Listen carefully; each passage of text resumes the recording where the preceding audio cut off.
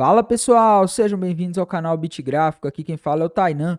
Hoje é o dia 29 de setembro de 2022, uma quinta-feira, e nesse vídeo de hoje eu vou estar analisando a situação do mercado de criptomoedas e comentando sobre alguns eventos que vão acontecer amanhã, na próxima sexta-feira, e que podem impactar diretamente os preços das criptomoedas. Se você quer entender qual a perspectiva e quais são esses eventos, assista esse vídeo até o final. Antes de começar, eu peço encarecidamente que você deixe o like aí embaixo. É assim que o YouTube reconhece que esse conteúdo é bom e que você quer que esse canal continue trazendo mais conteúdos como esse. Não se esqueça de se inscrever no canal e ativar o sininho para receber as notificações dos vídeos e análises que eu posto aqui diariamente. Bem, pessoal, indo aqui para o gráfico do Bitcoin. Hoje o Bitcoin praticamente parado, ele chegou a fazer alguns movimentos durante o dia, ele chegou a bater na região ali dos 18.800 dólares, chegou a bater na região dos 19.600, mas no fim está perto do preço em que abriu. O mercado de criptomoedas em si não está tão volátil hoje, o que para mim é um pouco estranho, uma vez que as bolsas mundo afora estão tendo uma performance um pouco assustadora. Se a gente for lá para o índice das 500 maiores empresas listadas em bolsas nos Estados Unidos, hoje a gente teve uma queda forte no SP500. A gente teve uma queda de mais de 2% no índice das 500 maiores empresas listadas em bolsa nos Estados Unidos. E, pessoal, hoje o SP500 ele fez uma nova mínima, ele superou para baixo a mínima dos últimos dias, ele conseguiu passar abaixo. Então, o que a gente está vendo aqui, pessoal? A gente está vendo que as bolsas americanas não estão dando trégua e seguem na tendência de baixa. E é algo até um pouco engraçado, porque a gente está vendo bolsas americanas e os mercados mundo afora se movendo muito, com bastante volatilidade, o mercado de criptomoedas praticamente parado, Bitcoin, altcoins aí, sem fazer grandes movimentos por hoje. Tainan, qual que é a perspectiva gráfica para o Bitcoin? Bem, pessoal, olhando o gráfico do Bitcoin aqui, o que eu consigo ver, tá? Olhando o tempo gráfico maior, aquele velho topo duplo que eu já venho comentando desde o início do ano, que mira o Bitcoin nos 12 mil dólares, e indo para um tempo gráfico menor, indo no caso aqui para o gráfico diário, para a gente ter a perspectiva para os próximos dias e semanas, o que eu consigo ver é uma cunha ascendente, um padrão de continuação da tendência de baixa, que está com alvo ali na região dos 16 mil dólares, tá? Ou seja, olhando só o gráfico, tudo aponta baixa. Ah, Tainan, mas o mercado não está muito sobrevendido. Pessoal, cuidado com isso, tá? Na tendência de baixa, é normal o mercado ficar sobrevendido. E até o momento a gente não tem, pelo menos eu não consigo ver aqui no gráfico do Bitcoin, nenhum padrão indicando alta, tá? Não tem, pelo menos do ponto de vista de price action aqui, não tem. Se a gente for lá pro SP500, tem muita gente comentando, eu tô vendo muitas pessoas comentando isso, né? Que o índice de força relativa, o RSI, ele está aí na região de sobrevenda, tá? No SP500, no gráfico diário. Qual que é o impacto disso? O que é isso? Sobrevenda é quando ele passa dessa região aqui, abaixo de o índice de força relativa, no caso o padrão, o 14, passa abaixo de 30, tá? Isso mostra que o mercado está muito vendido, que a queda está esticada, mas isso não necessariamente quer dizer que vai reverter, pessoal. O índice de força relativa em terreno abaixo de 30 é muito útil nas tendências de alta. Se o índice de força relativa passa abaixo de 30 numa tendência de alta, é um excelente sinal de compra. Agora, na tendência de baixa, a tendência é que o mercado venha e continue fazendo topos e fundos cada vez mais baixos. E, infelizmente, o fato dele ter entrado na região de sobrevenda, pelo menos na minha visão, não indica que acabou a queda, tá? Não indica que agora ele vai reverter. Pelo contrário, ele está aí dando todos os sinais de que vai perder o último fundo. E, galera, se a gente olhar aqui, além desses sinais aí de que ele está superando mínimas, fazendo mínimas cada vez mais baixas, a gente tem que olhar também o histórico aqui desse RSI, tá? Por exemplo, lá em janeiro, né, o gráfico do SP500, ele bateu na região de sobrevenda, tá lá no final de janeiro, início de setembro.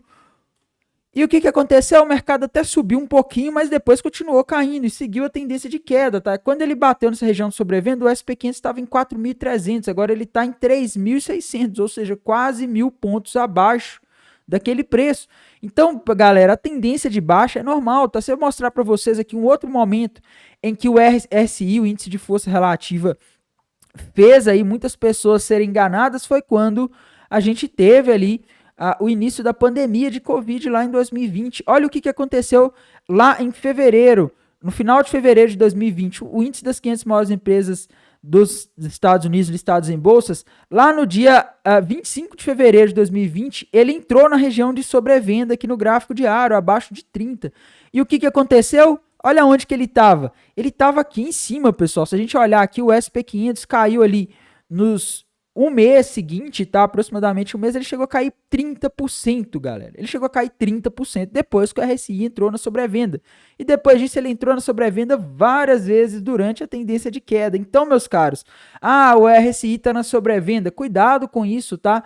Indicadores, pessoal, são mais úteis quando você usa a favor da tendência. Eles são mais confiáveis quando você usa estratégias baseadas nesses indicadores a favor da tendência. Tomem muito cuidado com isso.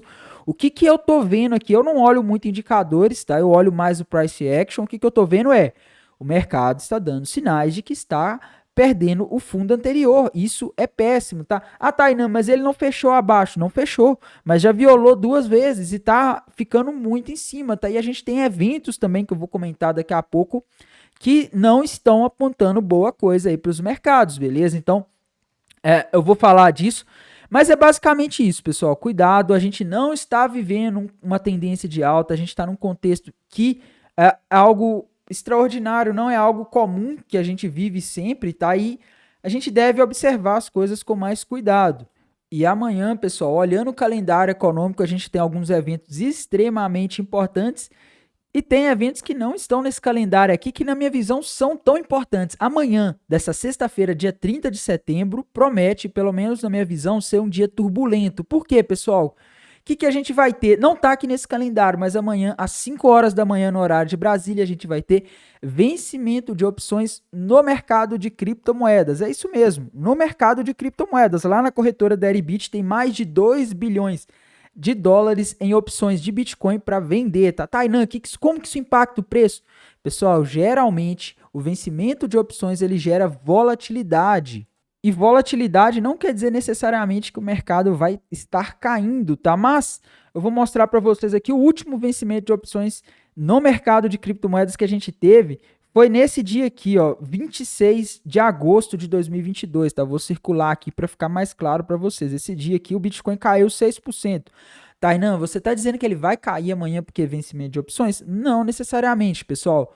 O vencimento de opções ele gera volatilidade porque muitas das pessoas que estão posicionadas ali nas opções, na Deribit, elas têm alguma outra posição em hedge, em alguma corretora de criptomoedas, ou tem ali, ou ela está usando as proteções como forma de proteger as posições que ela tem no mercado spot, e quando ela desfaz essas posições, elas acabam vendendo. Enfim, você tem o fechamento de posições de várias pessoas, e isso aí faz com que o mercado fique volátil, tem mais pessoas comprando e vendendo ali, tá? É uma certeza? Não, mas a gente tem esse evento que normalmente ele traz volatilidade para o mercado. Volatilidade é o mercado se movendo muito rápido, como a gente já viu há alguns dias, como a gente viu ali na terça-feira em que o Bitcoin ele chegou aí na região dos 20 mil dólares, depois foi lá na região dos 18, isso aqui é a tal da volatilidade. Depois, pessoal, o que a gente tem às 6 da manhã? Às 6 da manhã a gente tem o CPI da zona do euro. É um dado importante, é um dado que vai sim mexer com o mercado de alguma forma. Ele não mexe tanto no mercado de criptomoedas como os dados dos Estados Unidos, mas é um dado que a gente não deve deixar de olhar, dependendo de como ele vier, ele pode dar aí para o mercado alguma perspectiva do que o Banco Central Europeu pode fazer. Às 9h30 da manhã, a gente vai ter o núcleo do índice de preço PCI, que é o dado que o Fed olha, tá? Tem 2 dados de inflação, o CPI e o PCI. O Fed olha mais o PCI, tá? Então, esse núcleo do índice de preço PCI é um dado que vai dar dicas para o mercado de como o Fed vai se comportar nas próximas reuniões. É um dado extremamente importante e que a gente deve olhar com muito cuidado, com muita atenção. E não menos importante do que esses dados macroeconômicos que vão ocorrer amanhã, o vencimento de opções, a gente vai ter também às 9 horas da manhã uma declaração do presidente russo Vladimir Putin, onde ele vai estar aí falando sobre a anexação de territórios ucranianos em um referendo que teve lá, um referendo nada transparente, né, onde 90% das pessoas em território que a Rússia está ocupando na Ucrânia supostamente votaram que querem que aqueles territórios sejam anexados, né? Enfim, esse discurso dele, pessoal, é importante, tá? é importante, embora não vá mudar muita coisa no cenário atual que já é complicado, ele pode trazer para o mercado e para o mundo uma perspectiva do que vem, tá? E tá todo mundo olhando isso. Então, minha gente, eu acho que amanhã de manhã, a partir das 5 horas da manhã, tem tudo para ser um dia de volatilidade, tá? Tainan, mas você fala isso todo dia? E sim, pessoal, eu falo isso todo dia, sim, tá? Mas, galera, tem que tomar cuidado, porque tem dias que o mercado de criptomoedas ele resolve não seguir, ele fica tranquilo, mas no dia em que as coisas acontecem, pode ser de uma vez. Eu lembro quando a pandemia de Covid-19 estourou, lá em 2020, eu já estava no mercado há um tempo. O que aconteceu, pessoal? Nos primeiros momentos ali em que o SP500 estava caindo muito, o Bitcoin e o mercado de criptomoedas não estavam caindo tanto assim, da forma que muitas pessoas esperavam. E isso enganou muita gente, tá? A gente vê que no SP500 a queda foi rápida, lá no Bitcoin a queda ela demorou para começar. Mas quando ela começou, pessoal, quando o mercado que estava aqui nessa região o mercado enrolou bastante aqui no final de fevereiro, o SP500 estava caindo e corrigiu menos tempo e o Bitcoin segurou ali entre 27 de fevereiro e 7 de março. Mas quando ele de fato entrou na tendência de queda, pessoal, em questão ali de 6 dias, o Bitcoin ele chegou a cair em torno de 60%. Tainan, você está dizendo que vai acontecer isso? Não, não estou dizendo isso, tá, pessoal? Só estou dizendo que a gente deve tomar cuidado. Não é porque ele está descolado do SP500 nos últimos dias que ele vai continuar se alguma coisa abalar o mercado. A gente deve seguir olhando. Tainan, mas por que o SP500 caiu hoje e o Bitcoin ficou parado? Bem, pessoal, sinceramente, eu não sei por que o mercado de criptomoedas ficou tão parado hoje, tá? É difícil a gente entender os motivos, e nenhuma teoria eu tenho por trás disso, mas no caso do SP500, o índice das 500 maiores empresas listadas em bolsa nos Estados Unidos, não sei se vocês se lembram, ontem eu comentei que o Banco da Inglaterra falou que ia comprar os títulos lá para dar liquidez ao mercado de títulos lá da Inglaterra, né, com as novas políticas fiscais aí que estão assustando os investidores. Mas eles falaram que assim que passar toda essa turbulência, eles vão vender esses títulos. Ou seja, né, a conta vai chegar alguma hora para o mercado. A gente teve também dirigentes do Fed hoje falando duro. Tá? Eles falaram de forma bem dura. Eles falaram que vão continuar combatendo a inflação, que o objetivo deles é combater a inflação e não importa se tiver uma recessão no caminho, o objetivo deles é combater a inflação. A gente teve hoje também, pessoal, um dado lá do mercado de trabalho que eu tinha comentado ontem, saindo, tá? A gente teve o PIB trimestral que eu comentei com vocês, a gente teve os pedidos iniciais para o seguro-desemprego, eram esperados 215 mil novos pedidos iniciais para o seguro-desemprego, né? Que mostra aí mostraria que a economia dos Estados Unidos está lá perdendo tração. E quantos vieram? 193 mil, ou seja, foram pedidos menos seguros desemprego lá nos Estados Unidos do que era esperado essa semana.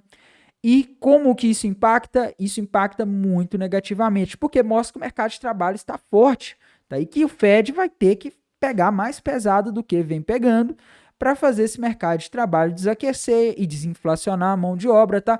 E, pessoal, só para lembrar vocês, hoje às 22h30 e às 22h45 a gente tem PMIs lá na China, que apesar de normalmente não impactarem tanto o mercado como os dados americanos, costuma ser no horário em que os outros mercados ainda não estão funcionando nos Estados Unidos e na Europa, então a gente deve ficar sempre de olho, beleza? Então é basicamente isso hoje. Apesar de ter sido um dia calmo no mercado de criptomoedas, não faz com que a gente possa fechar os olhos e esquecer. Amanhã nós temos aí alguns eventos importantes e no mais é isso. Amanhã trago mais atualizações para vocês. No mais, desejo a vocês aí uma ótima quinta-feira, um bom descanso e bons negócios. Até mais, tchau!